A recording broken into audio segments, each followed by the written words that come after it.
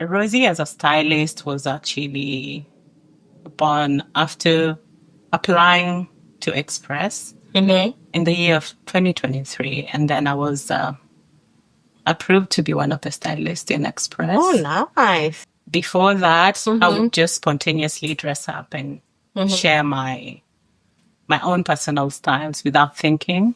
Have you ever wondered what would happen if you stopped doubting yourself and started trusting that quiet voice inside?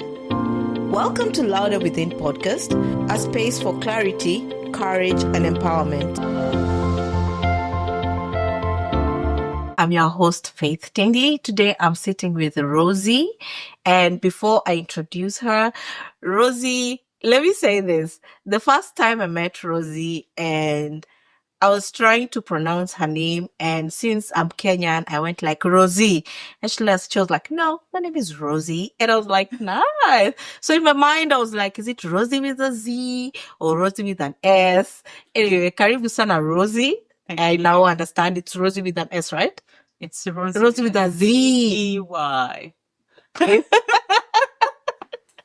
Rozzy with a Z-E-Y. Yeah. Rozzy is an entrepreneur. She's a mother. She's a stylist. By the way, I admire your styles. Thank you. Man, I should come one of these fine days you dress me or something like that. But you really do well. Karibu sana on Louder Within. So what we normally do, our first question is, tell me who Rozzy is.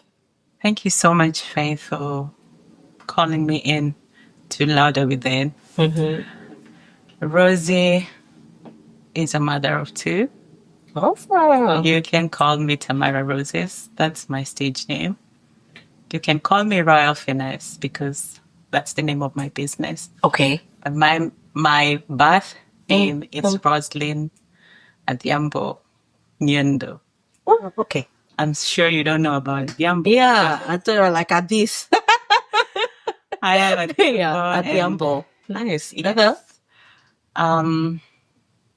I've been an entrepreneur since 2022. Okay.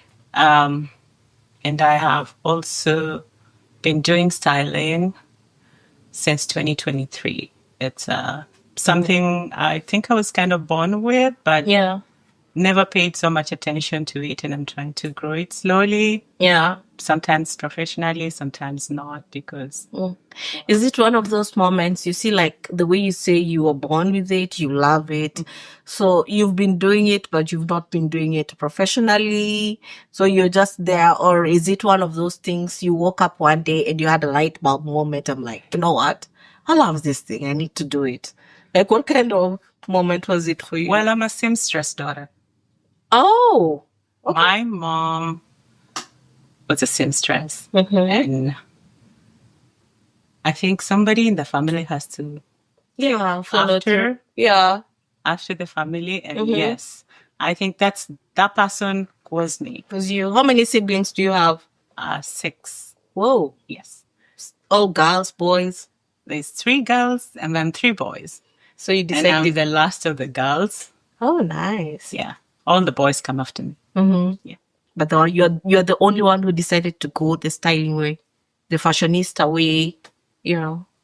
Absolutely. Oh, awesome. Because that's nice. Everything has a background. And mostly we are shaped also by the background that we come from. Yeah. Yeah. So dressing up and styling comes from the fact that probably we didn't have much of the clothes, even though mom was a seamstress. Yeah. And now that I am a big girl, yes, I work hard. And you can afford it. I can dress up. And not just dress up. I can dress stylish. Yeah. And I can dress very well. Oh, I mean, nice. Style is personal. Fashion fades. Yeah. So, like, if I may dwell on the styling part of it, like, tell us more about your styling journey. What do you do? Like, who is Rozzy as a stylist? Rozzy as a stylist was actually born after applying to Express in the year of 2023. And then I was approved to be one of the stylists in Express. Oh, nice. Before that, I would just spontaneously dress up and share my own personal styles without thinking. Maybe just tell us, for those who don't know what Express is, because like, what is Express? You said you applied to Express as a stylist. Maybe just take us what Express is and then just go through your styling journey with Express. Express is a clothing brand. Yeah. An American-based clothing brand. Oh, okay. They make their clothes and they sell. Oh. So they have a stylist section where you can apply. It's more of an influencer for Express. Oh, sorry, like an affiliate? Sorry. Yes, an affiliate for Express. Oh, okay. Where you get their product, style, and help them push sales through your style. Oh, nice. So you get to get paid from that, depending on the amount of sales you push through your styling. And I was with them until 2024 when Express clothing brand changed hands. Oh. This is some of those things we don't The even know. truth is, Yeah. I haven't started doing styling professionally Okay. for business. I do it to inspire, motivate, and for my own personal satisfaction right now. But it is something that I have been thinking about scaling up as a point of business or part of entrepreneurship. Yeah. And let's watch this space. Oh, nice. Let's watch this space. Yeah, because I've been seeing you, like you go on your social media pages. Actually, what's your social media handle? Is it? My personal social media handle, Instagram, is Tamara Rozyz. Oh, Tamara Rozyz. But the stylist page, you have a stylist page. It's the same style. It's the same. Oh, it's the same page. It's Tamara Rozyz of Yeah. Roslyn Nyendo, and my Facebook page is also Roslyn Nyendo. Roslyn Nyendo. So I normally see it and I'm like, oh wow, she looks nice. Just to go along the stylist page, I also see you engage so much in fitness. So let's talk about maybe your fitness journey. What's the journey like to you? Yeah, I see you every day in the gym, with your water and stuff. Workout is slowly becoming a lifestyle. Yeah. My fitness journey did not just start as a fitness journey because I've always loved to work out. But it's become more of a personal thing right now for me. Yeah. Because of some health situations I had back in 2022, 2023. In 2023, I was way heavier than I am. Yeah. And I had fluid buildup on my knees. Yes. I couldn't walk. I was just joking earlier that I used to go on the weighing scale every week and check my weight. And I would see a 5-pound increase, and then I would pat myself on the back and tell myself, not too bad. That's not too much. Just 5-pound increase is not too bad. It's not too bad. Yeah. I would do it again the next week and I would see 5 pounds increase and I'd be like, not too bad. You're forgetting the other 5 pounds, so that's 10 pounds. I'm not increasing the number as the weeks go by until my weight overwhelmed me. Yeah. My knee was filled with fluid. I couldn't walk. That meant I had to stop going to the gym, which I was still doing as much as I was increasing weight. Okay. So I had to stop going to the gym because... literally you couldn't walk? Yes. There was a day I woke up and I couldn't walk. I had to go to the emergency room. And from the emergency room, I realized I had a cyst at the back of my knee. Yes. And I had so much fluid buildup that was causing the cyst.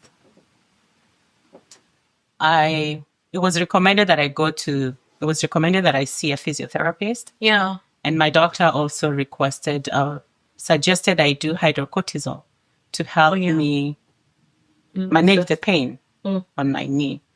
But she said I was also still too young to start hydrocortisone. Yeah. And gave me other alternatives. And one of the alternatives was either lose weight. And another alternative was to continue with hydrocortisone, which I could get 3 times a year.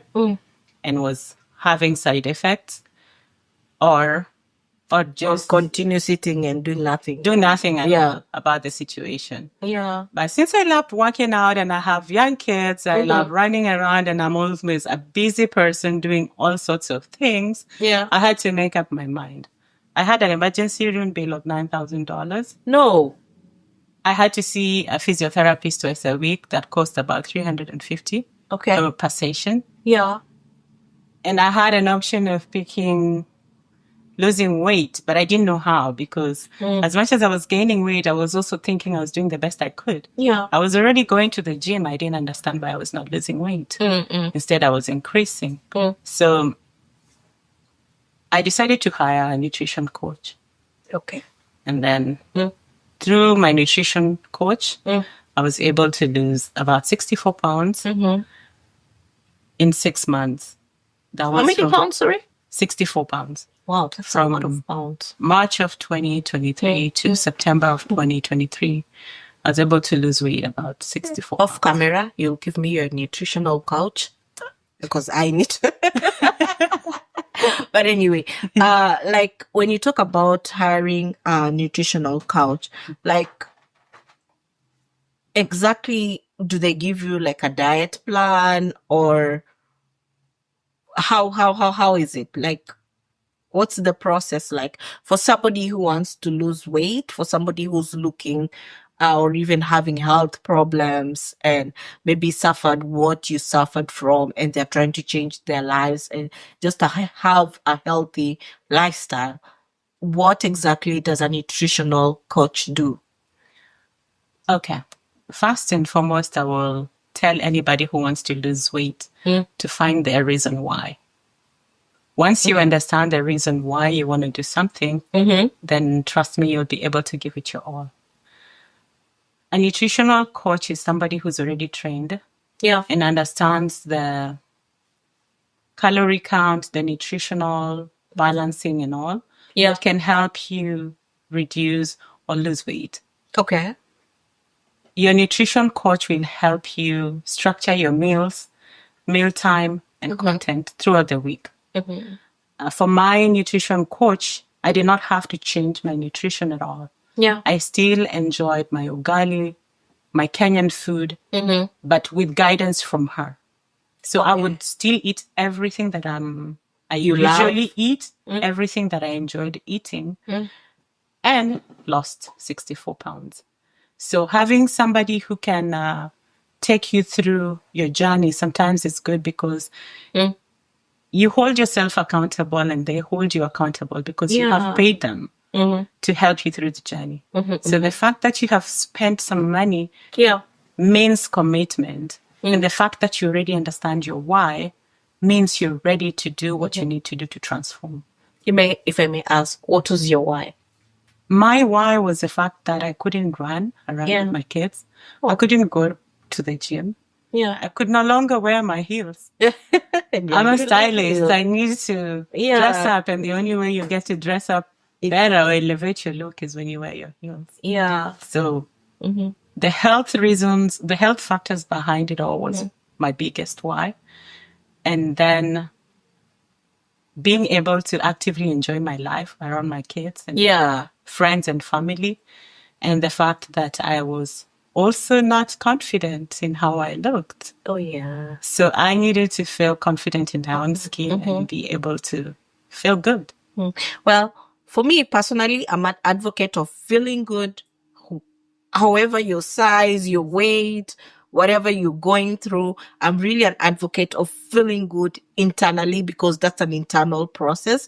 Yes, I understand if you're healthy, if you look the way you want to look, you feel much better, and it's 100 times better than just being overweight or being unhealthy and just trying to feel better with that. And I understand that.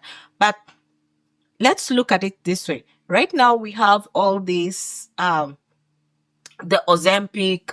A lot of people are doing a lot of cosmetic surgeries to lose weight. What's your take on that? I've seen a lot of people. Is it Ozempic? Ozempic, like right? You said, you have to be comfortable in your own skin. In your own skin. And it is up to you to make your personal choices and decisions. Mm-hmm. Those that favor you and how you want it. Because at the end of the day, if you can afford cosmetic surgeries and it's working for you, makes you feel comfortable and builds your confidence, go for it. If Ozempic can work for you as best as you can and you can afford it, go for it. What matters is how well we feel, how good we feel, your confidence, and how comfortable you are in your own skin. I wouldn't be an advocate of an advocate against whichever method you decide to use to go on your confidence journey, because it is your personal choice and decision. So I don't really mind what kind of choice anybody makes for whatever they want to do with their bodies. When you thought you're not losing weight, and every time you go to the gym you've added like 5 pounds or 10 pounds, is it something that you ever thought about?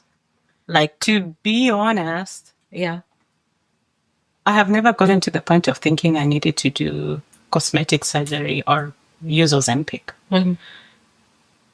I'm a true believer of committing to whatever journey you want to take. Yeah. So having been a gym rat before and loving my workout, and my body at that time was not working for me because my knee couldn't carry me and could not take me to the gym. Yeah. What was the other alternative I had that I was not really keenly looking at? I figured it was my nutrition. And I had to fix my food or fix my diet to get back to the gym. Yeah. So nutrition for me was key. And after you fix your nutrition, there are people who still want to do cosmetic surgery and still want to use Ozempic. For me, it has not been that way. And I think I like the fact that I chose nutrition and it has worked for me. Yeah. Still work in progress because I have continued to follow my nutritional protocol from my nutritional coach to date. Yeah. And I'm happy because I am back to the gym and I'm enjoying myself. Oh, that's nice. Yes. Yeah, that's really awesome. So, I know I cut you short when you're talking about who Rozzy is, because when you talked about styling and I just jumped into it. I don't know if, maybe I'll just ask you to go back. Like, who is Rozzy, apart from just being an entrepreneur, a mother, a stylist? Who is Rozzy? Rozzy is also a business owner. My business is called Royal Finesse. I do events planning and decor. I love transforming spaces. I love organizing, and I love just making people smile in whichever way, for as long as it's in events. Yeah. I specialize mostly in private events. Yeah. I will do bigger events, but at the moment I specialize in private events. Rozzy is also a community organizer. Oh, yeah. I am. I've seen you around. Sorry, I'm just cutting you short again. Yeah, I've seen you around doing a lot of community stuff, and I love that about you. So tell us more about this community organizing that you do, and why do you do it? I love being part of changing lives, and working with people is something that I'm very passionate of. From a background of working with a nonprofit organization, with women and girls, minding child marriage in communities where child marriage is still being practiced. I have continued to love being part of the process of supporting others. And that's just who I am. I don't think I'm going to stop anytime soon. I want to be involved as best as I can. Most of the time, I don't have a legitimate structure that I work with. But I'm always called upon. And whenever I am called upon, I think that's something you should, I think, either start like a business, not really a business, but like an organization to do that, because that's part of you. So what I wanted to know was, did you start this from Kenya, or is it something that you started when you came to America, or, I worked in a nonprofit organization when I was still in Kenya. Okay. working with women and girls, especially on women and girls' rights. So I have had the aspect of advocacy as part of me for a very long time, promoting and advocating for human rights. Yeah. And I have a bias to women and girls. Yeah, actually, I wanted to ask you that. Why women and girls? And what is those situations that actually just made you concentrate on women and girls, considering you are a mother of a young boy? And I understand like there's a lot of challenges that boys are going through. And considering that I have also seen you in I don't know if it's a podcast or Parenting. a parenting, yeah, like was a session or something, and it was about young boys and mentoring young boys and just making sure that they're correct in the community. So what is that passion that makes you concentrate more on women and young girls, or rather is there instances or periods that you went through anything, or somebody close to you went through anything and you said, you know what, this is what I'm passionate about, this is what I want to do, this is, my calling, and this is my advocacy path that I want to go through? Well, considering coming from a family where the first three were girls, Oh, yes. and in a society where girls were still considered second-hand to boys, I watched my dad being shunned for taking a chance to educate us. We were three girls ahead, and then boys came after me. From that background and the fact that my dad, despite the communal castigation for taking girls to school, he still gave us an opportunity to go to school. And all the girls went to school. We are all graduates. Yeah. I felt that there are certain societies where girl child education was still not being given the consideration it deserves. Yeah. And there are many girls who are still voiceless. Yes. The first place I worked in was my own community where I come from. And that was still a practice, or was still something that was very common, that girls would be allowed to go to school as a part-time responsibility, and boys would go to school fully. So the passion to give girls a voice to continue to advance in their education because it's a right that they deserve has been something that I want to continue to advocate for. Yeah. I know there's talks about girls have been more empowered over time. Yeah. Boys are being left behind. Especially where we are here right now, girls are empowered. I personally feel empowered. Yeah. Yeah. It's still important to continue advocating for this because people tend to forget. And things change. So I have continued to be an advocate for girls and women.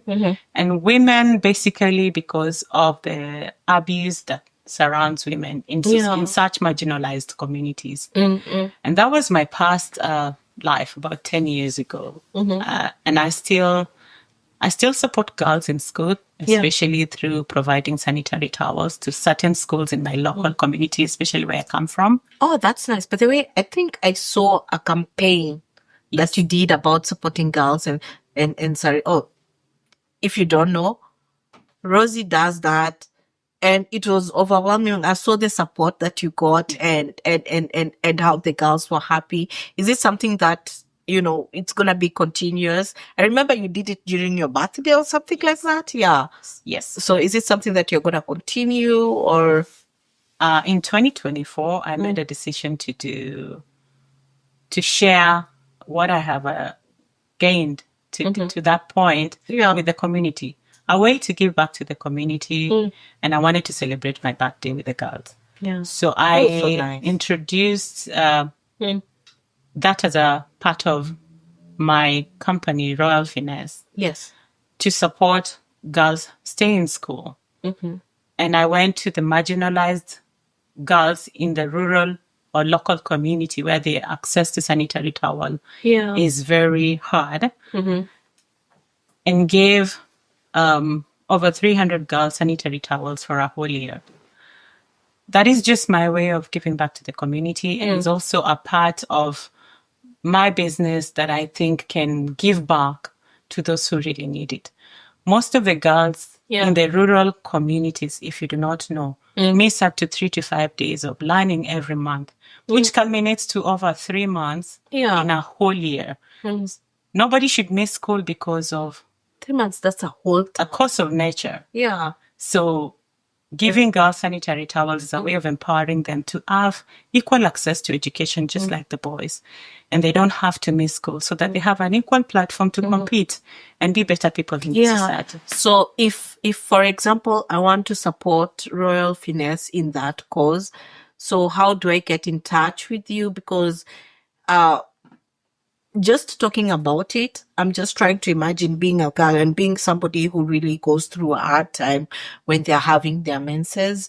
That's a really noble cause, and that's something that I personally would love to rally behind. You know, when you're doing it, when you're advocating. I don't know if you have like sessions or you have a period where you do that, or if it's something that runs throughout the year. So if somebody who's watching or somebody who wants to reach out and help in supporting a girl to stay in school, how will they reach out to you, or what's the process like? So through my Royal Finesse page, which is an event planning and decor page, I will be doing annual announcements on when we provide sanitary towels. Okay. Because my business is a new business that's growing, I pick a school and provide sanitary towels to the girls in that school for a whole year. Okay. So anybody who wants to participate in keeping a girl in school can reach out through my Royal Finesse page. We have our email and we have our website where you can contact us and tell us how you want to support or be a part of keeping girls in school. So this year, I'm basically going to give sanitary towel to a new school, different from the one I did last year, for a whole year. Most probably it's going to serve them for the next year. Okay. So that's going to be my Christmas giveaway package to keeping girls in school for 2025. Yes. So you're our Royal Finesse Opera. Trying to catch up. Please reach out to Royal Finesse. It's Royal Finesse, ROYAL. Finesse is FINESS. Yes. Please reach out to Royal Finesse page. Reach out to Rozzy. Let's keep girls in school. Please donate. Talk to her. I don't think do you just do the sanitary pads, or there's anything else you do? Maybe like help with tuition or anything else that pertains to girls being in school? As a project within Royal Finesse, I have started giving sanitary towels that go hand in hand with panties. So I do, when I give a girl sanitary towels, I make sure they have underpants. I'm yet to introduce other things, and everything is work in progress. And if you also want to partner with her in that journey, please reach out. This is a noble cause. She helps girls stay in school. Just reach out, talk to her, and let's say this, let's girls go to school and become, who run the world? Girls. Let's keep girls. Yeah. So as an entrepreneur, you said, Royal Finesse, not just, doing the community part of it, but you're also a decor planner and you love events. Is it something, I know you said you started small, you're looking to grow. So what is it like? What are the kind of challenges that's making you not just, skyrocket and grow? Like, what is it like in that business? So events planning is a service kind of business. Yeah. And we all love to party. We all love to have a good time. Oh, yes. And we all love to sit and enjoy a nicely decorated space. True. So Royal Finesse will help you plan your event. Yeah. Will help you do decor. And will help you put your event together. Whatever it is that you may want to do. Yeah. Royal Finesse started in 2022, but fully functional in 2023. And Okay. we have done so many events. Yeah. However, 2025, we kind of took a break. Oh. Yes. Wait, 2025, right? Yeah. have not done events as much as I did in 2024 and 2023 and 2025. Is there a reason why? Yeah. What's the problem? It was a personal break. Yeah. We all need some time to ourselves. And So you just calibrate. early this year, Yeah. I sat down to structure Nice. and tighten the goals and the way forward for Royal Finesse. We are already taking bookings for 2026. Yes. Anybody who has a private event and would like Royal Finesse to do decor, please reach out to our Royal Finesse webpage. We are open and ready to kick off 2026. Awesome. Yes. So this is louder within. So it is those louder within moments in you that is making you maybe take a break and just restructure. So when you say you are taking a break and restructure, I don't know if you are restructuring Rozy as a person or you are restructuring Royal Finesse as a business or you're restructuring Rozy as a stylist. What are those, like, exactly what are you restructuring and what is making you like take a seat back and feel like, you know what, I need a break, I need to restructure? And when you say restructure, how do you go about it, like on a personal, restructuring journey? Is there something that you're doing in particular just to make sure that you come out better? Putting up a business is not easy. Yeah. When you start, you are the manager, you are the CEO, you are the handyman, you are the photographer, you are the cleaner. Sometimes you start on a running mode, but some things hold you back.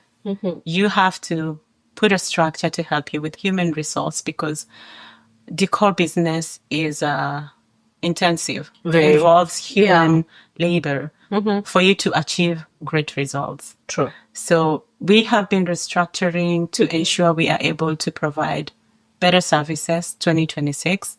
Have the most professional and reliable human resource. Have a better way of advertising and getting clients, the right clients for our business. Yes. I have also been restructuring me as a person because I'm a mother, I'm a stylist, I'm an entrepreneur. We wear all these hats and sometimes it can overwhelm you. Yeah. So 2025, I also went back to school. Awesome. And what are you doing? Oh, this surprise. Okay. Yes. So you said you're going to school. Nice. Good. Congratulations. I am working 2 jobs. I work day and night. No. I have a business. And it's not easy. And I have kids. So you cannot do it all. If you do not have it well structured and well planned. Yes. And I think what I'm doing right now is I'm gaining the personal knowledge. I'm working on me so that I am able to put the knowledge into practice and in a better structure starting next year.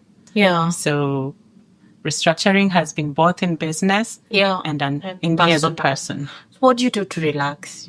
What does Rozy do to relax? I'm a jack of all trades. I love everything. Apart from going out. I love everything.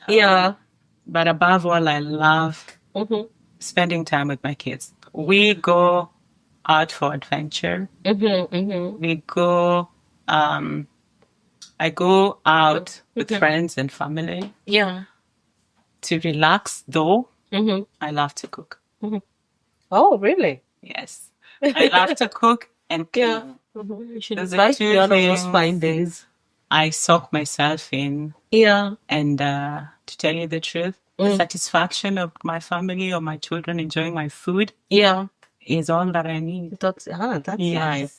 So we've talked so much about Rozzy, and now I want to talk about, I know you're a very, very, very big advocate about family, about community. And I was reading this, one of the Kenyan blogs, right? And I was reading about this girl who has been taking care of her sick mother, her and her siblings. And then unfortunately, the mother died, right? And then, during the funeral, the aunties, the relatives, they came in, and some of her mom's siblings that were not there when her mom was sick and going through illness, needed to go to the hospital, needed supplies, needed everything for her to get better. They were not there for them. So during the funeral, you know, the way they're giving the eulogy, and they're there and they're, you know, they're fronting themselves like we were there for our sister. And then this girl, she's young. I think she's in her 20s or something like that. Yeah. So she called them out, you know, she called them out like literally during the funeral. So what's your take on something like that? Like, is it so? No, it was interesting.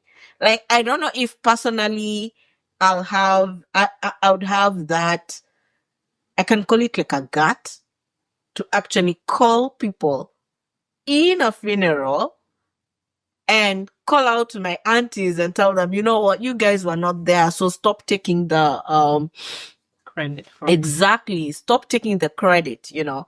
So I know the current generation, you being a mother of your kids, the current generation is different. Like, they're totally different. And you know, they go out there, you know, the way the Gen Zs, I mean, they're so macho and all that. I wish I was in that generation. But what's your take on that? Well, first of all, I want to applaud that girl Mm. for having the courage to speak up and speak her truth and tell everybody off. Yeah, that was so Because nice. Yeah. most likely their mother's sickness was their rock bottom. And taking care of a sick parent on your own, Yeah. when you need everybody else around you and you don't have them, Mhm. and being able to see your mother pass on in your sickness, Yeah. with them not being there to support them, Mm. you have nothing to lose telling them out. Yeah. Because when you were at your lowest moment, when you needed them the most, they were not there. Yeah. Now, Mama was resting Yeah. and she was peaceful.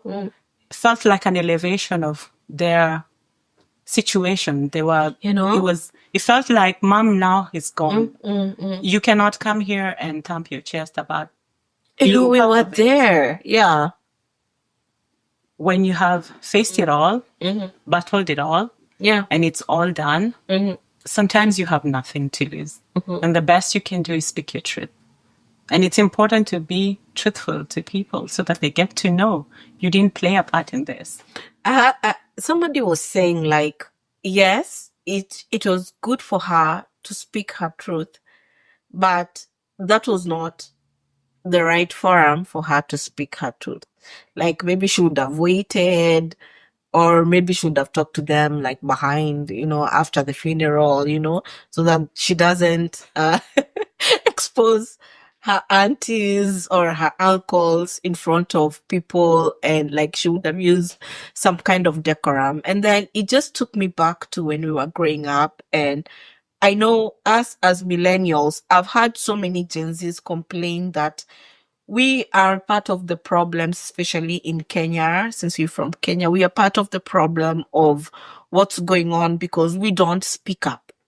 We come from a culture whereby you're told, you know what, if you have a reservation, wait until you go maybe behind the tent, for lack of a better word, go behind the tent to speak up. So I've had a lot of people complain that, oh no, it wasn't the right forum for her to speak up, and she would have waited and, you know, go behind the tent.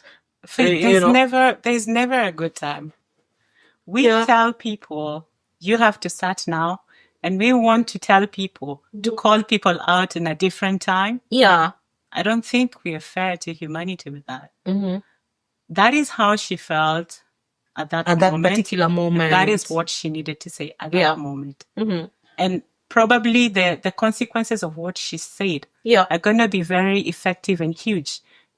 It did not only relate to her. Yeah. Whatever information she shared, so many people go through that. True. So many of us go through tough times in hiding. Mm-hmm. And when there's nobody, and when we victoriously come out of our tough times, there are people who want to come running, celebrating with us like they were part of it when they were not. Yeah. So I actually believe that was her right time to speak her truth.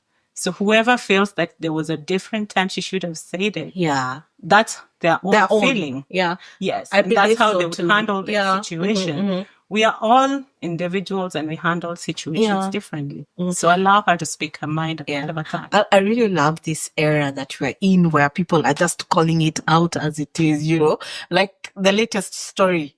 No, let's call it as it is. Rosina Wakidel, girl, you are hot. I mean, I want to look like that at 50. Like, looking at her at 50 and like, I am so going back to the gym. She is hot. She is out there. She called it as it is.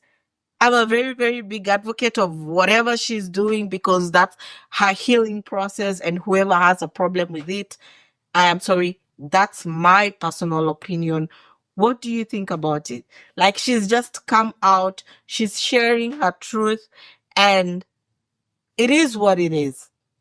I'm trying to look at the other side of the coin too, considering this is somebody actually who spends a lot of time in this state, Washington, Seattle. So considering what's going on, like, what's your take? I just like we're in an area where people are speaking up, you know? To be honest, about Rosina Mokideo's situation. Yeah. I tend not to talk about relationships. It's out there. Yes. She chose to speak her truth at this point in time. Mm-hmm. And that's her truth. We cannot dispute it. Mm-hmm. But then again, what is our intention whenever we are speaking our truth? Is it because we are healed? Is it because we want to promote or propel another narrative? Or is it because we are getting it out of our chest so that we are free of the information?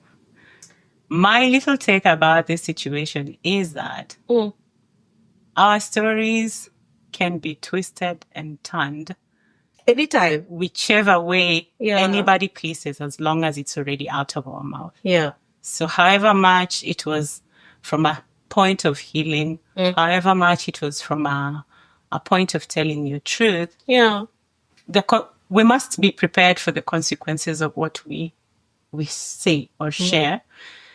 And we must be prepared for the negativity and the positivity that may come from it. Yeah. Being an optimist, sometimes I look at situations like this. Yes. I try to find the good in what has been said.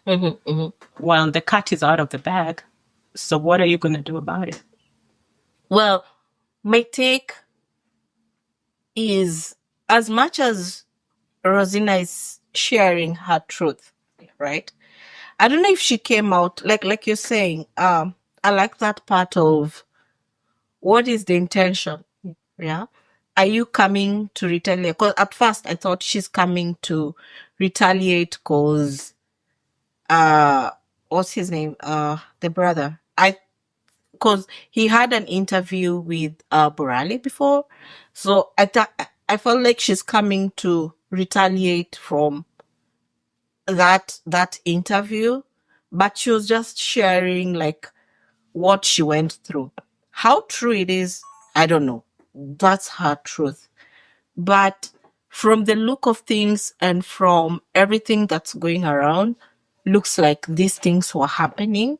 She bottled it up and she felt like, okay, fine.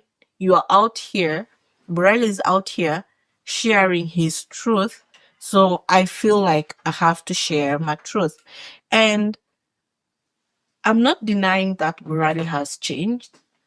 I've sat on some of his sessions and I actually think he has a lot to offer. And I'm also a very big advocate of people change. But right now, it's like everybody is throwing, a stone at him. Everyone, like, people are not considering, like, oh, this is his past, or, they're not even considering his future of if he's changed or not. I don't know. But, like, everybody is just, throwing that stone. I don't know if you've ever sat in one, because he spends a lot of time here in Washington. Well, Faith, this is my take about this situation. As we are throwing stones, Yeah. and as we are enjoying the trending topics, Yeah. sit back and look at yourself. Mm-hmm. What do you have that if you went out to the public, Yeah. you'd be in Burale's shoes or you'd be in Rosina's Rozina's shoes. shoes? Oh, yeah. That's a good way to look at it. You know what? One of my friends, Gina Jacob, wrote on her social media page the other day. Yeah. In the book of life, all of us have a chapter that we don't want read out loud. Yes. So before you throw stones, before you judge others, the first thing I promote is let's show some grace. Yeah. To all of us, because we all have something in our closet. Oh, yeah. We all have things going on that we don't want people knowing about or shouting about. Yes. But then again, it's all out there. Burali is free. Rosina is free. How many stones will you throw to put them down on their feet? None. Yeah, none. Yeah. True. It's all out there. All you can do is twist it, understand it the way you want. You want to. Make a story out of it. Do whatever you want to do based on what it's giving you. It will be satisfying your own interest or whatever it is. Pushing your likes and dislikes on social media, making you popular. But is that it at the end of the day? Is that what it is about life? That part of it, making you popular. That's my biggest reservation. I don't know if this was just a stunt that the brother pulled, just to trend, or he actually meant that he actually didn't even know. And if they are close as they seem to be close, I feel like if I was going through something and I was going through something hard, that's the first person I'll call and I'll reach out to.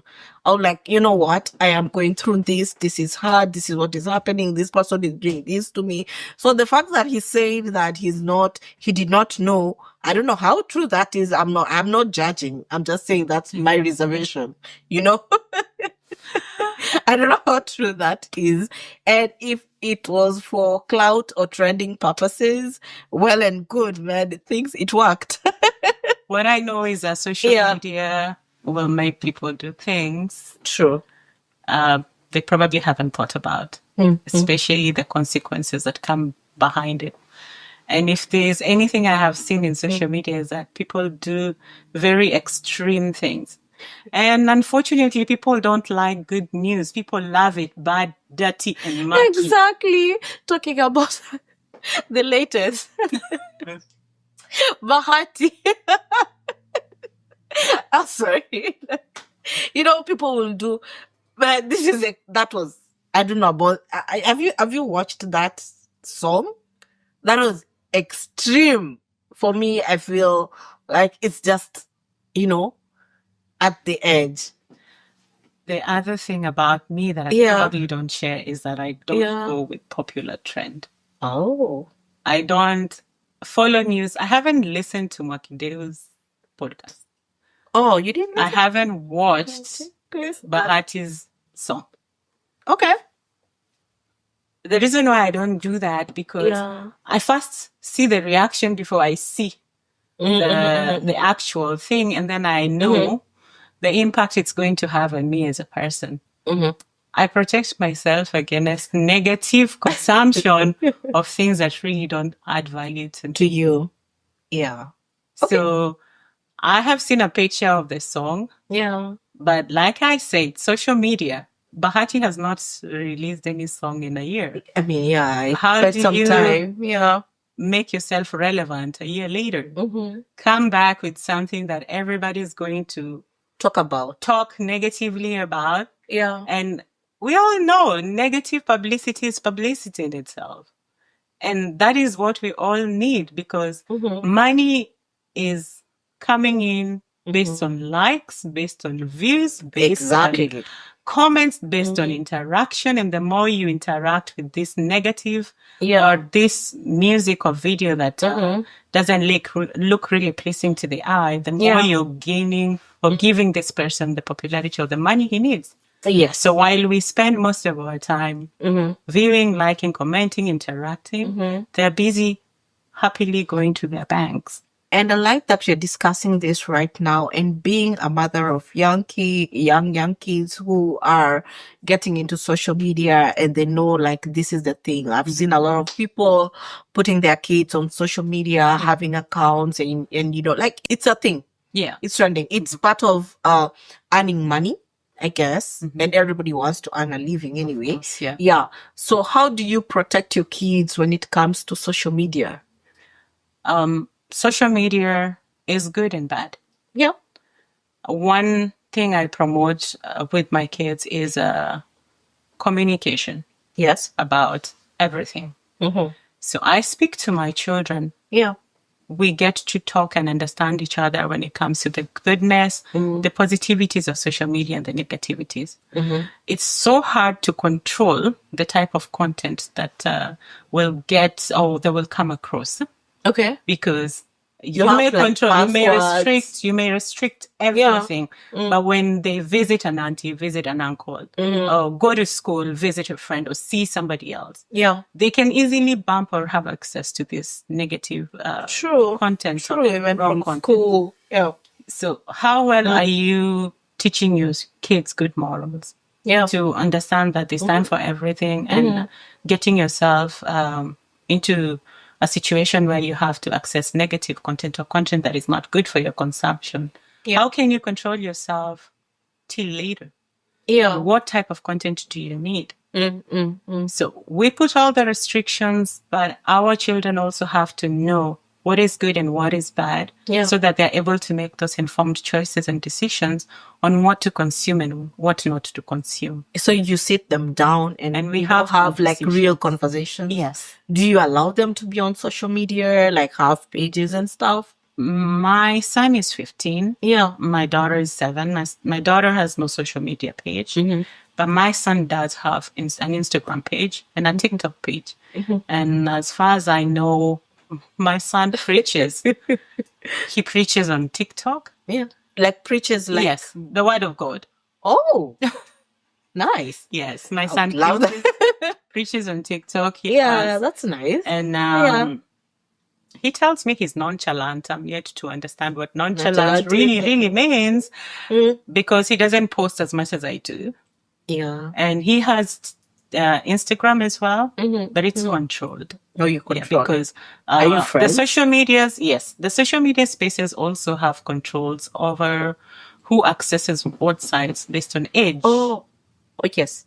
So before you have an Instagram page, and if you're not of age, it asks for your year of birth, and then it will definitely sieve you to a category of people of your age. But most of these kids, especially kids within our age, they're very, very they're very like aware, and some of them create pseudo accounts. Yeah, and they go around and they gallivant as 23s, 24, or even 30 or 40 years old. So do you get scared having a kid who's that age and has access to all this, social media and stuff, and being here in America where kids are even furthermore aware and do all this stuff, and they get a lot of exposure in school? Like, do you get scared at one point? Yes. Or even, do you go snooping around to find out if they have like a pseudo account?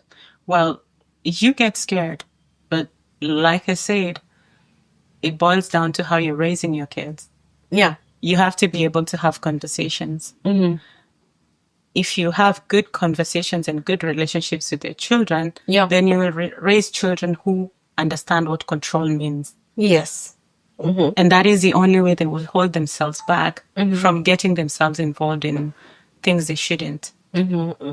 So you may not have control entirely because they can still go behind your back and form pseudos for them to see whatever they want to see. But if you inculcate good morals in your children and you talk to them, you show them why it is bad or give them the reason for them to get to understand why it's really not right. Yes. My kids exercise control. I won't say they're perfect. Yeah. But I've not had a situation where I've had to deal with them accessing social media spaces that are not appropriate. It's all scary because through social media, there's so much that happens. Yeah. Child abuse, child pornography, things like that. And to be honest, you can only do as much, like inculcate good morals. Yeah. And tell them that they need to have control over what they need to have and that there are limits to what they can access. So we create spaces where we don't have to have phones. We have family time. But our family time, No phones. No phones. It's family time. Yeah. Before we go to bed, we put our phones away at a central place. We get them in the morning so that you can have access to your phone during the day. Yeah, that's a good We've not had it for long, but we introduced it so that we could see what we can do as individuals, how much control we can exercise on ourselves. And it's working. So parents need to take control. Yes. And just be able to have open conversations about everything. Yes. Because the children today know more than we think. But how well are they able to manage and handle what they know so that they don't get in trouble? Okay. Yeah. That's awesome. That's awesome. Well, I think, are we on an hour? Yes? Almost. Before we close, like I 3 said, minutes. this is Louder Within, right? Yes. And if you could share that one Louder Within moment that you've ever had in your life whereby you are just sitting and you get that light bulb moment, whether you're going through a challenge, whether you're going through a happy place, whether you're just going through, like you call it, you're restructuring both yourself, your businesses, and your life in general. Like, what is that? You see that drive, everybody has that one drive that pushes you, whether it's okay, 1 or 2 or 3, but there's that drive, that, that inner moment, that feeling, that spark where you went and said, you know what, Rozzy, this has to change, or Rozzy, this I have to do, or Rozzy, this has to be done now. Like, do you have a Louder Within moment that you can share with us? Yes, I do have a Louder Within moment. And it was early this year. Oh, yeah, you're 2025. My 2025 January. 2025 was a year. In January, Yeah. I have never prayed and fasted. Oh. Most people pray and fast the first month of the year for 21 days. Oh, yeah. This year, I made an intentional decision to do that. First of the year. January. Okay. I think it was from the 7th to the end of the month. What kind of fast? I was eating 1 meal a day, but praying and fasting throughout. Oh, okay. It was also a moment of realization that gave me a whole turnaround of everything. I'm always very accessible and available. To everyone or to your friends? To everyone. Yeah. I can say I really have friends. I've had more acquaintances than friendships. Yeah.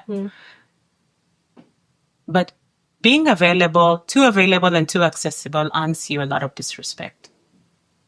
Okay. Than respect.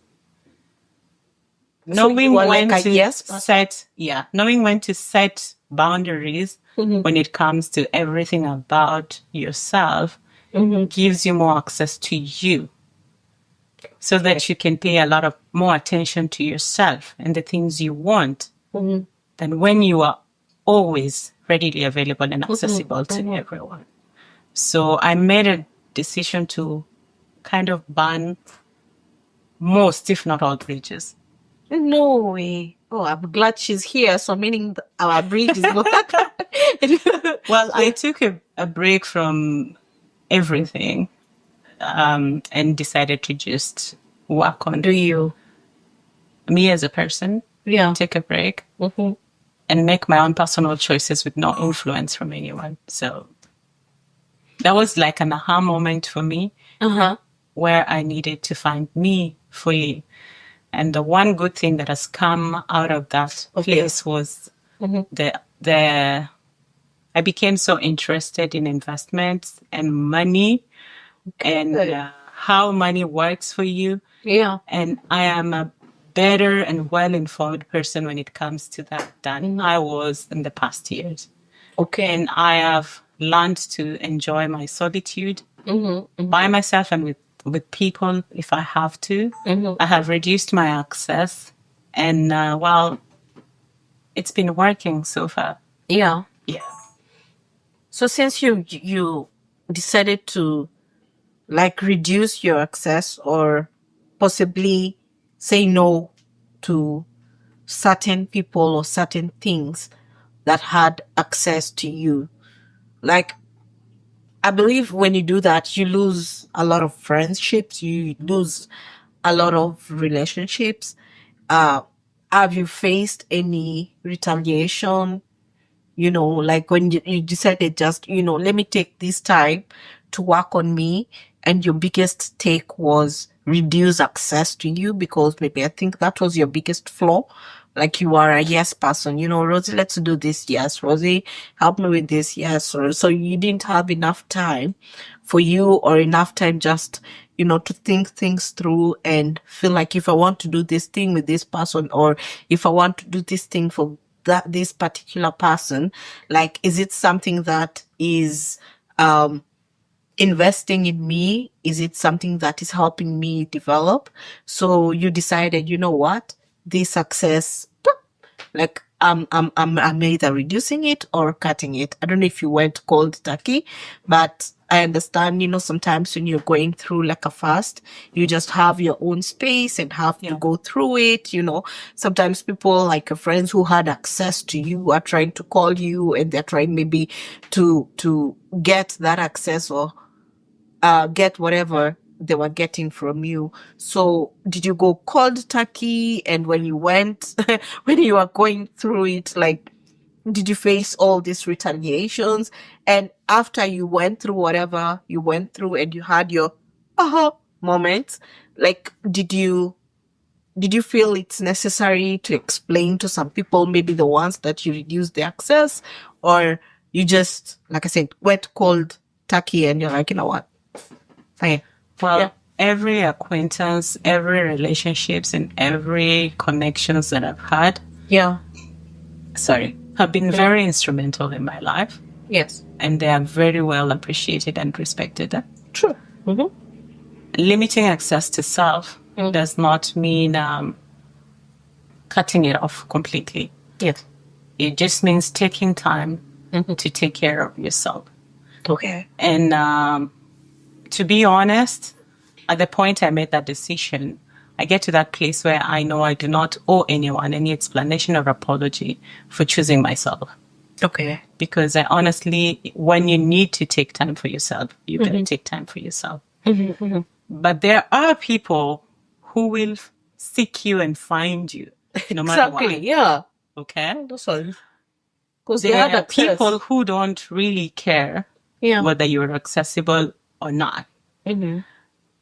It's also the point in time where you get to see what's real and what's not real. Okay? Yeah. It's a personal moment, really hands you the right people. Okay. So I haven't been able to explain to most because there's some who found me and were really genuinely concerned. But there are those who never did because they didn't care or didn't bother. And there are those who are still trying to find me. But it is not to hurt or to offend anyone. Yeah. Sometimes all you need is just you so that you can take care of you and figure you. And I believe that we all have those moments. Yeah. So we should all be able to understand and respect when people get to those kind of times. An old friend once told me that when you're ready to come back, there are those who will understand and those who will not understand. 100%. There are those who will want to hold you accountable for explain to them why you are not there. And there are those who will not need the explanation because they know whatever you did, you truly needed to. Yeah. So I haven't been able to explain to A lot of people that, yes, it gives you an outline of what's really in your surrounding and what's not. what's not. Yeah. Oh, okay. Yeah. I totally do understand. Like personally, when I get to that point, I'm one person who likes to hug themselves, right? When I'm going through a hard time, I just feel like I need to hug me. Some people don't understand when you just go under. And like you said, it's a very good time to see what's real and what's not. Because the people who truly know you, they will know Rozy is going through something. Either she needs space or let me reach out because this is my buddy, this is my friend, this is my sister, this is somebody that I really need to take care of her, watch her back. If she's going through something, I am there for her. I will reach out. I will come out. I really try understand that, that part. And I'm glad that you went through it. You're able to see that in your life, able to know which relationships are important to you, which relationships are not. And like you say, it's not necessarily that you owe anybody an explanation, that if somebody wants to reach out to you for an explanation, if they are friends, I believe they're they're most welcome. That's good. That's you. That's a personal growth. So for somebody who's going through maybe a hard time, what would you advise them to do? Maybe somebody's going through, for example, a heartbreak. I have a friend who's really going through a heartbreak and they're really having a hard time and they're messing up and, so. One thing I know for sure about heartaches, they're kind of mental pain. They're mental or emotional pain. Let me say emotional pain. The truth is there's no painkiller for emotional pain. And there is it will not take in ibuprofen. Pain has to be processed. And you have to deal with what's causing you pain. Yeah. And you have to go through the process for you to be able to get out of it. From a personal experience, having gone through pain in different areas of my life. Yeah. I'm the type of person who would put her pain at the back. But for the first time in my life, I found myself head on with pain. Yeah. And all you need to do when you're going through something is allow yourself to go through the moment. Allow yourself to process the pain. Allow yourself to take accountability or responsibility for the part you played. Forgive yourself. Yeah. Forgive the other person and let go. That's where you get your freedom. Yeah. If you don't do that, you will continuously be bitter and keep blaming people for things that you also played a part in. Yeah. So freedom only comes in going through the process, forgiving yourself, forgiving the other people, letting go and setting your life rolling. Because in our pain, we also get the building block. We muscle up and we get the strength and energy to fight again another day. Yes. And that's why we have chances. Otherwise, if we hold on to our pain, we are not able to give chances to anything else in our life. Okay. Other than the pain we continue to hold on to. So for heartbreak, it's not a good place to be in. There's no pain meds for our emotional pain. but you have to go through the process. You have for to you like feel it. Yes. You know, and it's like if you're using cocaine or something like that, it's like going cold turkey. If So you you're can't withdrawing, handle- you know, Yeah. it's like, you know, it's like withdrawing processes. So you say you have just to go through it, feel it, process it, accept responsibility where you've gone wrong, acknowledge it, and forgive yourself. That's that your person and let go. Oh, okay. Yeah. So if there's that one quote or a saying that drives you in life, or two, a quote that really drives you in life. I did not come prepared with the quote. One of Or my, someone. my biggest author that I like, Chimamanda Ngozi Adichie. Yes. She I love her. She once spoke about the dangers of a single story. The dangers of a single story. The dangers of a single story is most people tend to tell other people's stories. Yes. In their own way. Mm-hmm. We miss out on the other side of the story. So before you are quick to judge, before you are quick to give your 2 cents in somebody else's situation, consider the other side of the story. Mm-hmm. So that you are very well informed and you have all the information you need before you make judgments. I like that. One single story is not enough. One side of the story is not enough for conclusion. Mm-hmm. I like that. The dangers of a single story. Yeah. That's deep. I think that's a very, very good way to look at life. That's a very good driving principle in life. I think I'll adapt it. I like that. The dangers of a single story. That's nice. Thank you very much for coming. I know we've gone through, like, I think it's an hour plus, but I really do appreciate you coming. Guys, please follow Royal Finesse. She does amazing decor. She is such a good community advocate. I have seen her work. Please follow her. Reach out. This is Rozzy. Thank you for coming to Louder Within. We appreciate you, and we'd like to have you some other time. If you want to, you can come to Pige Banta. Thank you. Thank you so much. Yeah. Anytime. And thank you for having me. Thank you.